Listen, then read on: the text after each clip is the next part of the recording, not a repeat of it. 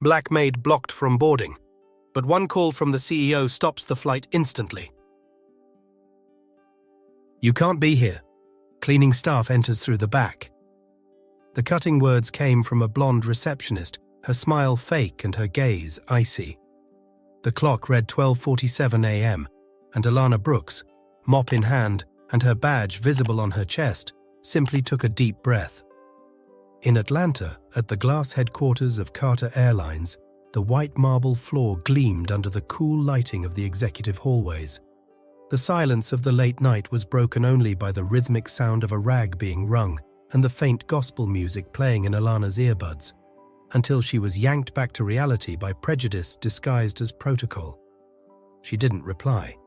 She just lowered her eyes, picked up the bucket, and walked toward the service area. But inside, she burned. This wasn't the first time. Alana Brooks, 30 years old, radiant dark skin, long straight hair pulled back in a neat style. Light brown, deep eyes.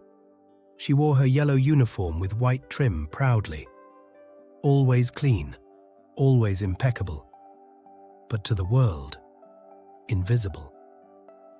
No one there knew that after her exhausting shift, she still reviewed her son's schoolwork.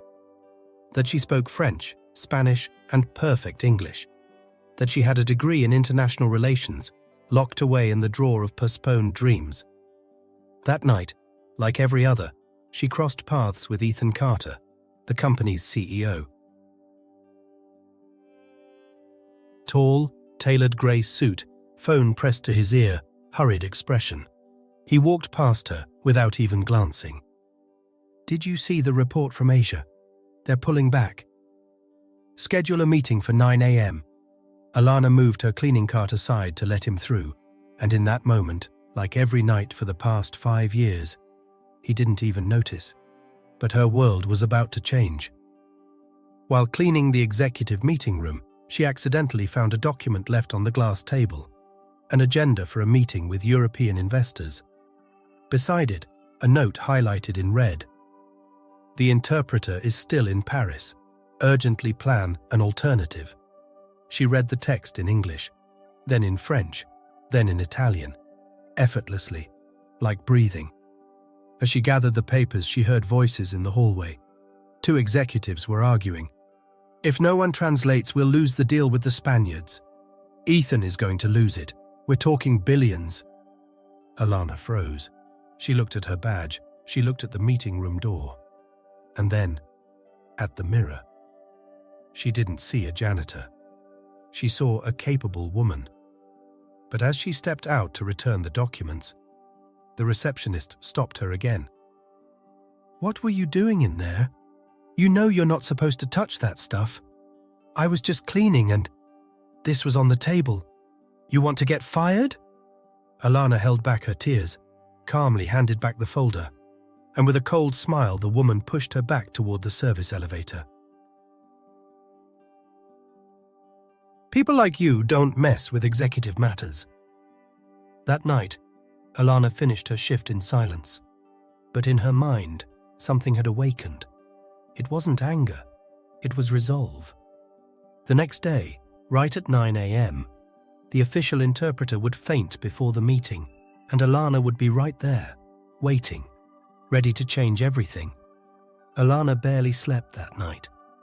The receptionist's humiliation still echoed in her mind, but something inside her had shifted.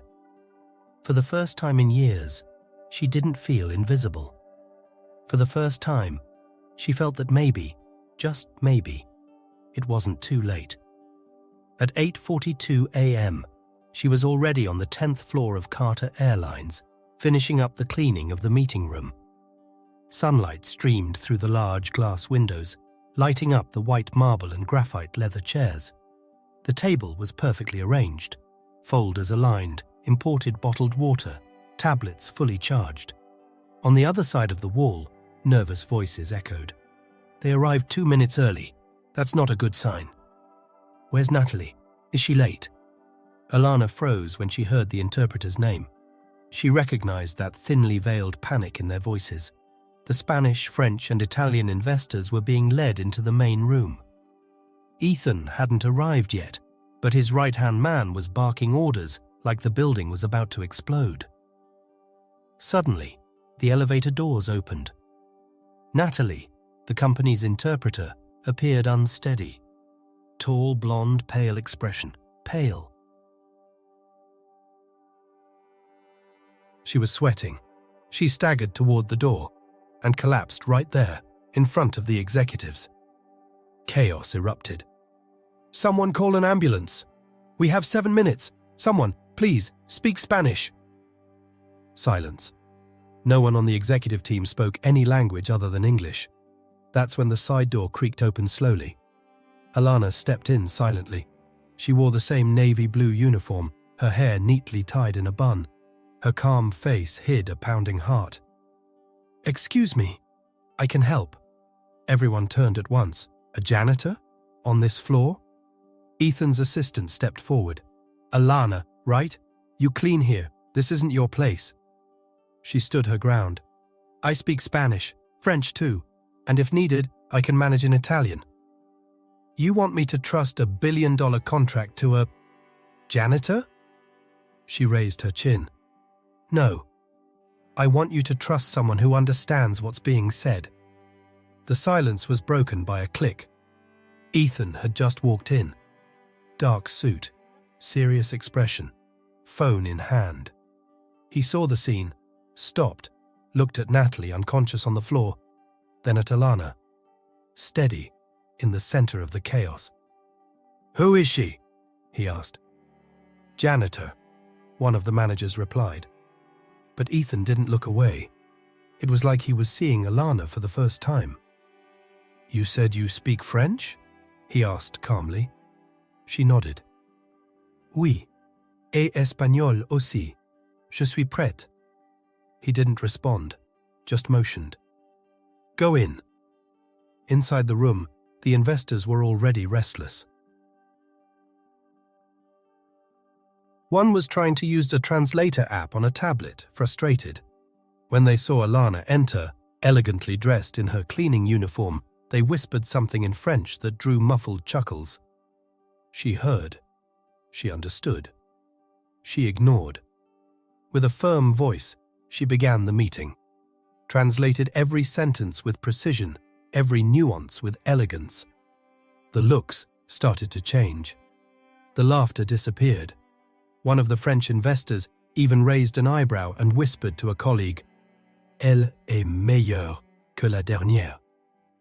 Ethan watched in silence, leaning against the glass wall. He had seen competent people before, but never someone so invisible and at the same time so powerful. By the end of the meeting, the contracts were signed, the deal closed. Alana thanked them and left quietly, as if she had done nothing more than mop the floor. But the silence in the hallway told another story. Hours later in HR, she received a letter. Internal promotion. Alana Brooks, International Relations Assistant. She held the paper with trembling hands. Her salary had tripled. A new badge. A corporate email with her name. For the first time, Alana Brooks at carterair.com. But not everyone was celebrating. Across town, Jessica Carter watched the news on her tablet while getting her nails done in a luxury Buckhead salon. "So, the janitor became a star," she muttered with a cold smile. The manicurist hesitated. Jessica grabbed her phone, called someone on the board. "I want to know everything about this woman. Everything." And then, softly, she added, "Maids don't rise without falling. Got it?" In the salon mirror, Jessica watched the reflection of her own face, and for the first time, she felt threatened. The next day, still trying to process everything that had happened, Alana arrived at Carter Airlines headquarters before sunrise. But now, something was different. The navy blue uniform had been replaced with tailored dress pants, a light white blouse, and a light grey blazer lent by a co-worker.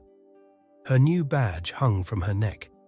She looked at it like it was a passport. Ethan personally called her into the meeting room. He stood, watching the Atlanta skyline through the wide windows of the penthouse. The sky was starting to turn orange. "New York, Thursday, you're coming with me." She froze. With me?" she stammered. "You proved what no one else here had the courage to admit. And I want you by my side for this negotiation." Alana swallowed hard.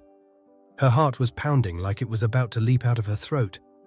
"I've never flown on a plane before," she confessed quietly. Ethan turned to her, surprised but respectful. "Then it's about time." Leaving the room, she held back laughter and tears at the same time. There was no time to waste. She went straight to the mall with what little she had saved, tried on simple dresses, modest shoes, tried a mid-height heel like she was stepping into another world. Bought a small toiletry bag with lipstick, foundation, and a light perfume. On the day of the trip, she woke up 2 hours before the alarm. She let her straight hair down for the first time in a long while, letting it fall naturally over her shoulders. She looked in the mirror and barely recognized herself. She looked beautiful, but it wasn't just the clothes. It was the way she felt inside. Marcus, her 10-year-old son, was already waiting at the door, backpack on his shoulders, grinning from ear to ear. "You look beautiful, Mom," he said proudly. She knelt down and hugged him tightly. "Are you going to miss me these next few days?" "I will. But go, Mom. Show them who you really are." She smiled, eyes welling up, grabbed her small suitcase and headed for Hartsfield-Jackson Airport. The building was massive, gleaming, packed with voices, suitcases, crying children, and announcements in English, Spanish, and French. Alana followed the signs to the executive boarding gate where Carter Airlines employees were waiting. She was proud to be there. She was with the team, with the other analysts, and with Ethan, who greeted her with a subtle nod. But the system, as always, didn't care about badges. In the check-in line, a security worker looked over the others' passports quickly. When it was Alana's turn, he hesitated. She smiled and handed over her documents. He looked her up and down. "This area is for authorized executive team members only." She frowned, pointing to the badge with her full name. "I'm part of the executive team." He smirked and called someone on the radio. Another staff member approached. "Sorry, ma'am, but this area isn't for guests or family members." Alana felt the blood drain from her face. The operations manager showed up, pushing his glasses up his nose. "What's going on here?" The security guard answered quietly but firmly. "She says she's part of the team, but I think there's been a mistake." She took a deep breath. "There's no mistake. My name's on the list. I'm an international relations assistant." He checked the tablet. After a few seconds of tense silence, he confirmed, "Yes, she's on the list." But the damage had already been done. Everyone had turned to look. Some passengers whispered. A group of executives a few feet away chuckled discreetly. One of them, white, grey-haired, in a light suit, said to the other, "Her? Seriously? What's Ethan trying to pull now?" Alana pretended not to hear, but she felt it, like always. And just when she thought she could relax, another obstacle appeared. Passing through the metal detector, she was selected for a random search. As she placed her bag on the belt, a TSA agent called her aside, gloves on. "Arms up, ma'am. Just protocol." She obeyed, but her eyes burned. She knew it wasn't protocol. It was color. Ethan hadn't noticed what was happening. He was busy on the phone, already inside the VIP lounge. Alana grabbed her bag with trembling hands, tried to pull herself together. But inside, she knew this flight would be the hardest of her life, and she hadn't even taken off yet. Alana walked with steady steps toward the executive boarding gate. The digital check-in bracelet was already on her wrist. Her small, elegant rolling suitcase glided beside her, like it knew something important was about to happen. The lounge was spacious, modern, with bright signs, clean carpets, and glass panels overlooking the parked jets. Passengers in suits, heels, laptops, and gourmet coffee cups formed a quiet, orderly line. She took a deep breath.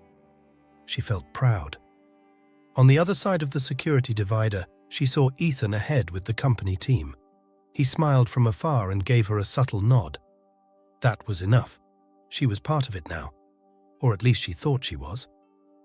As Alana reached the end of the line, a sharp voice cut in. "Excuse me, ma'am. You're in the wrong place." She turned around. A white woman with short blonde hair and a stiff posture, dressed in Carter Airlines uniform, looked her up and down with a tablet in hand. Alana calmly pulled her badge from her neck. "I'm Alana Brooks, Carter employee, international relations assistant. I'm with Mr. Ethan Carter's team." The woman didn't even look at the badge, just raised an eyebrow. "This area is for authorized passengers only." "This isn't where the cleaning staff comes in." Alana swallowed hard. Her face flushed. A few passengers in front glanced discreetly. "I'm not cleaning staff," she said firmly. "I was promoted. Ma'am, please. You're holding up the line." "You don't understand. I work here. Before she could finish, the woman signaled to airport security, who approached with confused expressions. "This staff member is in the wrong area. Please assist her out." Alana took a step back. "No, I'm not in the wrong area. My name's on the list. But the guards had already surrounded her. One of them reached for her bag. "Ma'am, this is just precaution. Let's move out of this area, okay?" She clung to the suitcase handle like it was the only thing keeping her grounded. "No! Wait! Call Ethan! I need to talk to Ethan!" "No cleaning staff allowed here, ma'am," the supervisor snapped coldly. "You can scream. It won't change anything." All eyes were on her now. Executives, passengers, employees. No one stepped forward. No one spoke up. Just watched. Silent. Complicit. Ethan? Still far away. Still unaware. Alana was gently pushed out of the line. Her eyes burned, but she wouldn't let a tear fall. Outside, she leaned against a glass wall and tried to breathe. The world seemed to spin slowly, her suitcase still in hand, her blazer sticking to her back from the stress. Her phone buzzed with a notification. It was a message from Marcus. "Did you take off yet?" "Safe travels, Mom. Love you." She let the phone fall into her lap. Her eyes filled with tears, but even sitting there on the cold airport floor, something inside her held strong. They're going to see me, even if it's the last time. And then, for the first time, she thought about giving up, but she didn't know that, at that very moment, a passenger had recorded everything, and the video was already spreading on social media. The security guard's radio buzzed with urgency. He stepped away from the commotion and pressed the shoulder button firmly. "I need to speak to Mr. Ethan Carter. We have an issue at the executive boarding gate. Name, Alana Brooks." Across the tarmac, the Carter Airlines corporate jet already had its engines running. The heat from the turbines rippled the air around it. Inside the cabin, beige leather seats glowed under soft lighting. In-flight service had already begun with warm towels and fresh juice. Ethan was standing, reviewing documents on his phone, when the head of security appeared at the aircraft door. "Mr. Carter, sorry to interrupt. A company employee, Ms. Brooks. She claims to be part of the delegation, but she was blocked from boarding. We confirmed her name, but there was some kind of misunderstanding." Ethan looked up, surprised. "Alana? Blocked? She was supposed to be here." Before he could finish, a woman's voice echoed from the front seat, laced with sweet poison. Jessica Carter crossed her legs with rehearsed elegance. She wore a sleeveless white suit and expensive sunglasses, even inside the plane. Her tone was sweet, but her gaze was lethal. "You're going to delay the entire flight over a janitor?" Ethan stared at her for a moment, disturbed. "She's not a janitor." "Oh, sorry. International Relations Assistant, of course. Quite the promotion. In less than a week." She gave a cynical smile. "Are you sure you want to tie your name to hers in front of all these investors, Ethan?" He hesitated, looked around, felt the invisible weight of stairs, the unspoken judgment, the pressure of time. The pilot approached. "We need final clearance, sir. Should we open the gate or not?" Ethan took a deep breath, eyes still locked on his phone. Messages piled up. The minutes ticked by. Every second meant money, reputation, power. His voice came out dry, robotic. "If she's not on the list, she doesn't board." The security guard nodded silently, turned, and walked away. Outside, Alana sat waiting, her suitcase between her legs. She was still holding the phone with Marcus's last message glowing on the screen. Her eyes were red but dry, her heart heavy. She stood when she saw the security guard approaching. "So? Did he send for me?" The man, expressionless, spoke calmly. "Direct order from Mr. Carter. If you're not on the list, you don't board." The sentence hit Alana like a slap. The ground seemed to vanish beneath her feet. She tried to speak, but no sound came. Her throat clenched, like swallowing shards of glass. The other staff avoided looking at her. She stood there still, her blazer wrinkled from heat, and waiting, eyes fixed on the jet as it started taxiing down the runway. And then she felt it, the weight of it all. Of every time she'd been ignored, of every "you don't belong here," of every time she'd swallowed her dignity to pay rent and raise her son. She sat again, alone, as the roar of the jet grew louder, not just signaling a flight taking off, but the departure of something that should have been hers. Her phone buzzed non-stop. Social media notifications, comments, videos being shared. But Alana saw none of it, because in that moment, she didn't want to be strong. She just wanted to be seen. The phone camera was a bit shaky, but it caught everything. Alana being pulled from the line, her badge clearly visible. Her steady gaze, trying to hold on to dignity. The company staff member speaking in a low voice, but loud enough. "No janitors allowed here." The passenger recording sat near the gate. Young, black, sharply dressed, eyes full of disbelief. He didn't say a word. He just filmed and posted. The caption was direct, cutting, impossible to ignore. "Black woman with corporate badge blocked from boarding by her own company. Institutional racism in 2024. In less than an hour, the video was on Twitter, TikTok, Instagram, and YouTube. This is the real America. If she were blonde and white, they'd be offering champagne. Token promotion. When she gets too close, they pull the plug." In the comments, a storm, outrage, whistleblowing, threats of boycotts. And the most devastating part, someone in the replies found Carter Airlines' corporate directory and confirmed that Alana Brooks was indeed an employee. The video hit 300,000 views in 2 hours, and it wasn't slowing down. In her modest bedroom with a ceiling fan spinning above and Marcus's drawings taped to the walls, Alana watched it all in silence. Sitting at the edge of her bed, still with the travel blazer folded beside her, she held her phone with both hands, like something too fragile to drop. The tears ran slowly, but it wasn't ordinary sadness. It was exhaustion. The weight of a life spent proving she deserved to be where she should have been all along. The room lit up again with her screen. New mention, Hack Justice. For Alana was now trending. She dropped the phone onto the bed and covered her face with both hands. Her breathing quickened. That's when Marcus walked in, his steps quiet, wearing a blue t-shirt with a rocket on it. He looked at her for a moment, then climbed onto the bed gently, sat beside her, and rested his head on her shoulder. "Mom," she tried to pull herself together. "It's okay, baby. I'm just tired." He looked at her, those big, wise eyes seeing far more than a child should.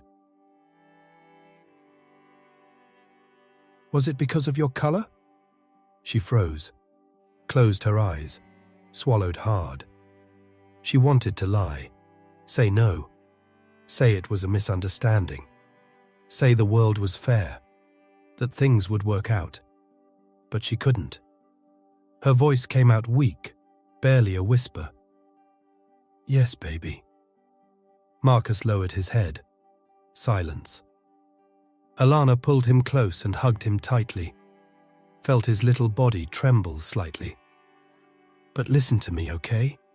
This doesn't break me, it wakes me up." Meanwhile, Carter Airlines headquarters was boiling over.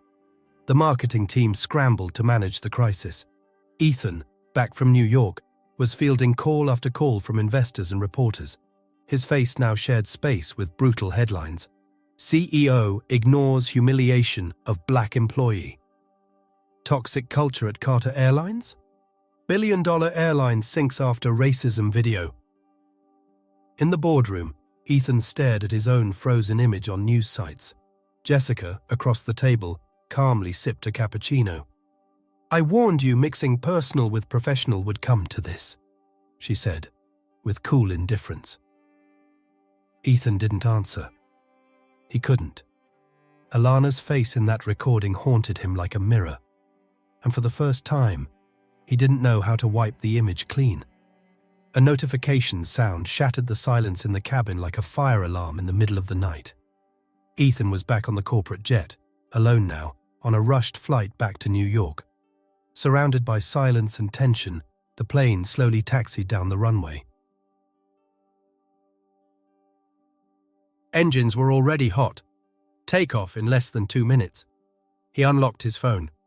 The screen glowed with a Bloomberg headline: Carter Airlines loses 12% market value after institutional racism video.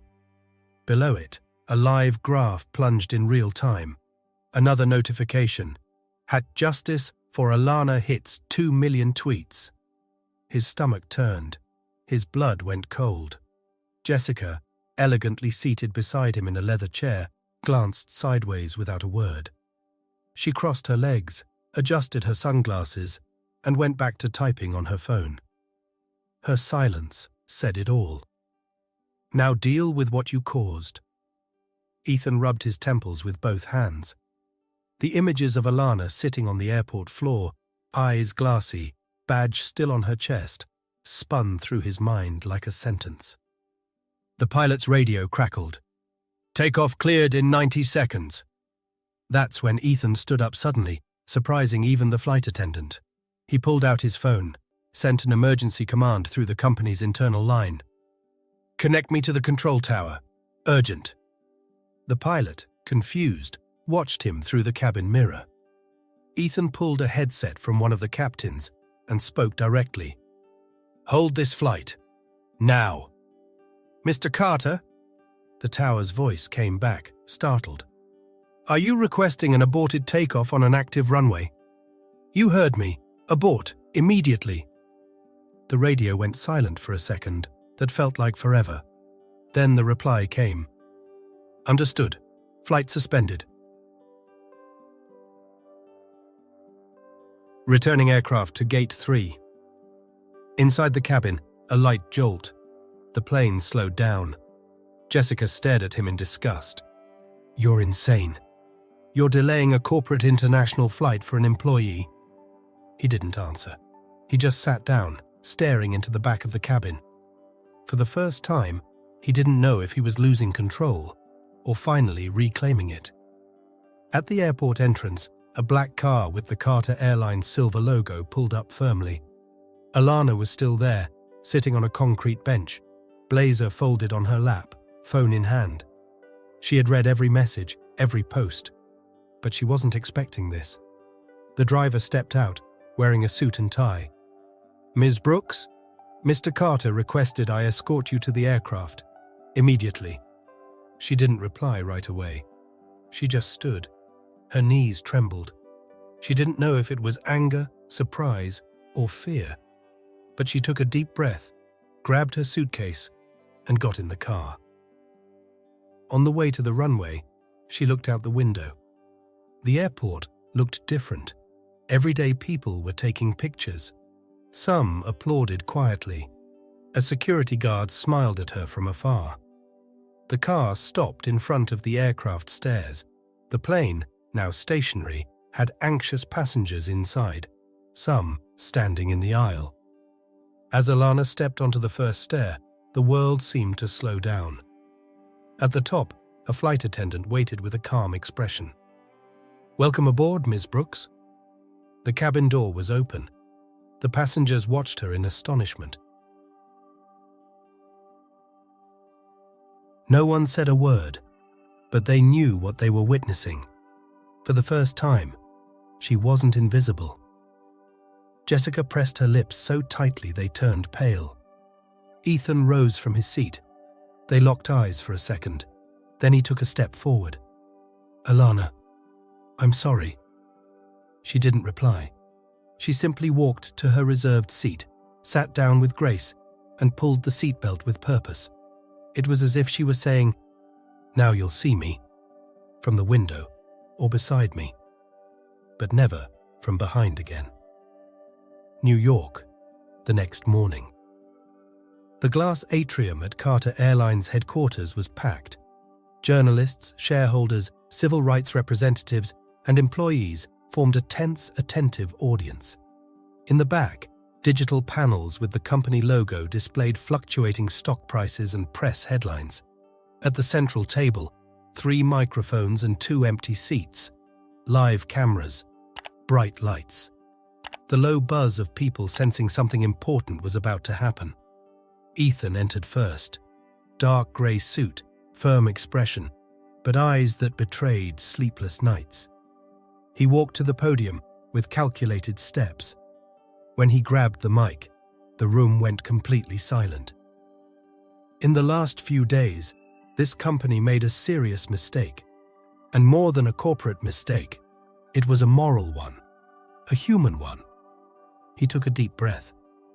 "That's why, starting today, we have a new director of inclusion, diversity, and culture at Carter Airlines. A woman who not only knows this company's foundation, but held it up when many were distracted at the top." Glances exchanged across the room. "Ladies and gentlemen, Alana Brooks." The doors opened slowly. She entered with a calm elegance no one there had expected. She wore a sophisticated beige outfit, her straight hair loose over her shoulders, light makeup. She walked with poise, like someone who had been there all along, even when no one noticed. Cameras flashed, whispers spread across the room, and behind many tight-lipped smiles, there was discomfort. Alana approached the podium. Ethan stepped aside. Before she could speak, a hand rose from the audience. Jessica Carter, seated in the front row, flawless in a sleek black dress and red lipstick. Her face lit by makeup, but her eyes cold as steel. She stood without being invited.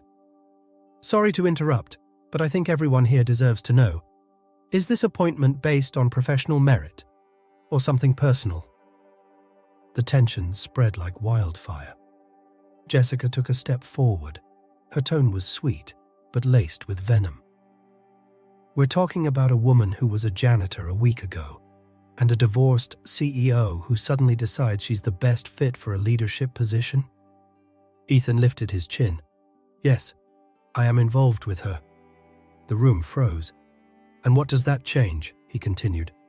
"I saw her being humiliated, ignored, silenced, and only then did I realize how much we normalize that kind of violence.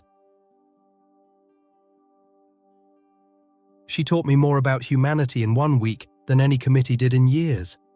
Jessica smiled. But it wasn't a smile of peace. It was the smile of someone who thought she had just won. Alana, silent until then, spoke up. "Ethan." He looked at her. She inhaled slowly, facing the entire room, her voice steady, her eyes full. "This isn't about romance." Total silence. "It's about respect, about recognition, and about how long it took you, all of you, to see what the world had already noticed first." She looked straight into the cameras. "I wasn't given this position out of kindness. I was given it because the truth hurt too much to keep hiding. I am what you pretended not to see. And now, I'm the exception you'll have to explain." Jessica backed off. The applause started soft, then swelled to fill the room. Ethan stood still, unable to take his eyes off Alana. For the first time, not as a man in awe, but as someone who finally understood the worth of a whole woman. Alana smiled, but it was a quiet victory smile, the kind from someone who knew there was still much ahead. But at least now, she didn't have to ask permission to enter. When the press conference ended, the spotlight was still on Alana, but she no longer felt it as a threat. The room slowly emptied, reporters running with notes, aides murmuring directions, and Jessica disappearing into the crowd like a fading shadow. At the top of Carter Airlines headquarters, in a glass office overlooking the grey towers of Manhattan, Ethan and Alana were alone. The city outside looked frozen, but the silence between them was heavier than the cold. "You changed everything in here, Alana. I want you to stay. This role was made for you," Ethan said, stepping closer, respectfully, not to persuade, just hopeful. She looked at him for a long second. His suit impeccable, his eyes more humble, more human. But her own eyes were now set on a different horizon. "Ethan, I'm not going to accept it." He furrowed his brow, surprised. "Not now," she added. "But why?" he asked sincerely. "Because now that I have a voice, I want to use it right. Not to climb one more step in a glass building, but to open doors for those still at the bottom." She paused. "I need to go back to Atlanta, take care of Marcus, go back to school, strengthen myself, understand myself. And then, yes, when I return, I'll know exactly what to do with this power." Ethan lowered his gaze, but on his face there was pride. For the first time, a CEO learned to admire without trying to control. "Then let me do my part here," he said. "Starting today, every operations-level employee at Carter will have access to internal scholarships. English, Spanish, college degrees, advanced courses. No hidden talent will go unnoticed again. I promise you that." Alana nodded, eyes misty. It's a start. That same week, Carter HR launched the Voices from the Ground initiative. Behind-the-scenes videos began circulating with real stories of Black, Latino, immigrant, and single-mother employees working the shifts no one ever saw. For the first time, the invisible became headline news. Meanwhile, Jessica Carter faced a new kind of silence, irrelevance. The board no longer called her for decisions. Investors began questioning her privilege. She walked through company halls and felt what Alana had felt for years: absence. But now, from the other side. In Atlanta, Alana returned to her routine with dignity. She woke up early, took Marcus to school, studied at night, cooked with soft music in the background, and smiled more than before. Neighbors greeted her with reverence, like witnesses of something sacred. One Friday afternoon, after class, she received a message. "We need you to speak at the National Corporate Inclusion Forum. Huge interest. Everyone wants to hear your story." She read it, smiled, and took a deep breath. It wasn't the end. It was just the beginning. It was a calm morning in Atlanta. Soft sunlight passed through the sheer kitchen curtain. The kettle whistled softly on the stove. Alana, in a grey sweatshirt and her hair tied in a loose bun, sliced fruit for breakfast. The company uniform was no longer part of her routine. Now she wore words, stories, and ideas as her daily attire. Marcus appeared at the door with an open backpack and a folded paper in hand. "Mom, the teacher asked for an assignment about the bravest person we know, and I wrote about you." She stopped slicing the apple. "About me?" He nodded and slowly opened the paper, proud. Childish handwriting filled the page with sentences barely fitting between the lines. "The bravest woman I know is my mom, because she was humiliated and still didn't bow her head. She got on a plane and the whole world saw." Next to the text, a colourful drawing. Alana climbing the stairs of a plane. Her badge hanging, her eyes shining. People behind her clapping. A plane with the Carter logo flew in the background. Alana tried to smile, but her eyes filled with tears. She touched the drawing gently, as if it were made of glass. Marcus watched her. "Were you angry when all that happened?" She looked at him with tenderness. "I was, sweetheart. I was sad, ashamed, tired, but I also became strong. And when we get strong, the pain doesn't get to be in charge anymore." At that moment, the back door opened. Ethan walked in slowly, wearing a plain black t-shirt and holding 2 coffees in reusable cups. His messy hair and relaxed expression were a stark contrast to the cold, guarded man he had been months before. "Got your favorite? With cinnamon, no sugar." She smiled as she took it. "Took you long enough." "There was a line," he joked. "More people asking for respect than for coffee lately." He sat in the chair next to her, looking at the drawing on the table. His eyes lingered on the illustration of Alana. "That's what he sees when he looks at you." "It's what he's always seen," she replied. "I just needed to see myself the same way." The silence that settled between the 3 of them was good. Calm, full of meaning. And as Marcus ran off, his backpack swinging behind him, Alana stayed there, coffee in hand, heart at peace. She looked out the window. Life hadn't completely changed. Bills still came, traffic still existed, the occasional side-eye still happened. But now, she knew who she was, and she knew the world had been forced to see it too. And then, the final narration crosses the screen, in her own voice. "No, the world doesn't change when we scream.